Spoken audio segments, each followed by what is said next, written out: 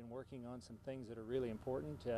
I've been chair of the Ag Committee for 4 years now. I'm chair of the Natural Resource Committee, and of course water is the greatest natural resource that we have in the state of Nebraska, and to manage it properly and to make sure that we have a sustainable supply is just vitally important. I'm working on that right now with my Water Sustainability Task Force, and as governor I'd continue to work on that as well as many other things that I think are important to this state.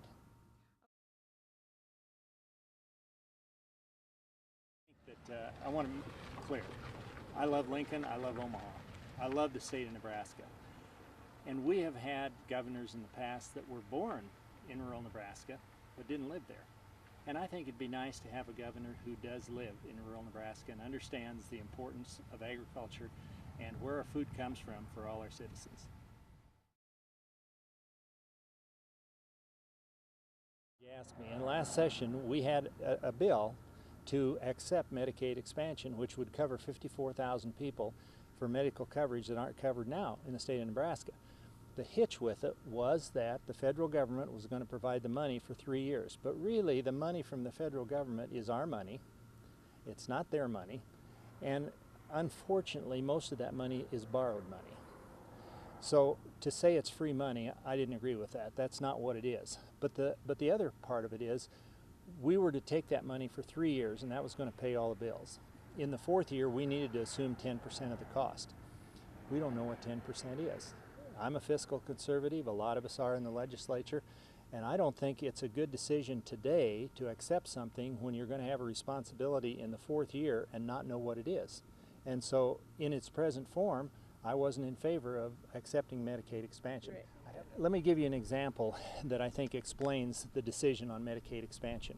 If you wanted to buy a house, and so you shop and you look and you go here and you go there and you find the house that you want, and you go to the real estate agent and say, I want to buy this house, what's it cost? He says, I don't know. We don't do it that way anymore. I have a contract here, and if you sign it, you can live in this house for 3 years with no payments. But if you sign the contract, you're going to have a difficult time getting out of it in the 4th year. But in the 4th year, we'll decide what the house is worth. We'll set a payment, but then you're going to make that payment for the rest of your life.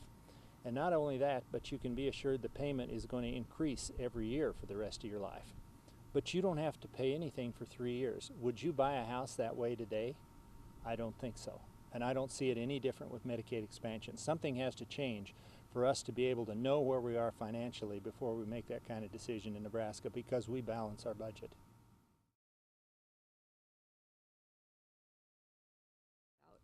Well, tax reform is an interesting subject, and of course we have a group that's working on that. They're going to come up with a report, but it won't be until November of 2014.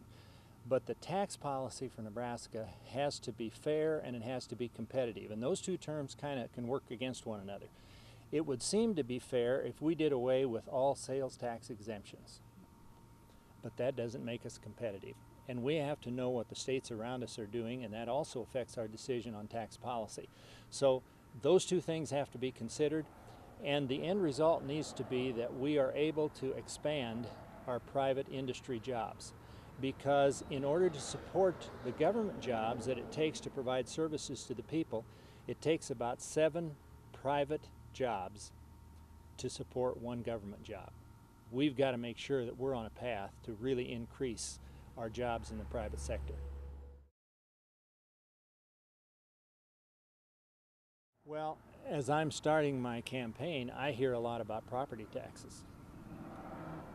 I've got farmland, and I understand that, and I think that too much of our K-12 education is paid for by property tax. In a lot of districts, and now we're getting to the point in 250 school districts in the state, about half of them receive no state aid. It's all paid for with property tax. Well, that's too much. It's not just enough to say that's too much, but what's the answer to be able to reduce the burden on property tax and still have enough sales and income tax to cover the cost of education? Because education is so vitally important, and every student in the state deserves the opportunity to earn a quality education. And we need to make sure that we continue that. And I think that a good target for property tax would be that in K-12 education it pays no more than 40% of the cost, which means the other 60% would need to come from sales and income taxes. Well, that's a difficult task. But certainly we need to try and address, I think, the property tax situation and all these districts that receive no state aid.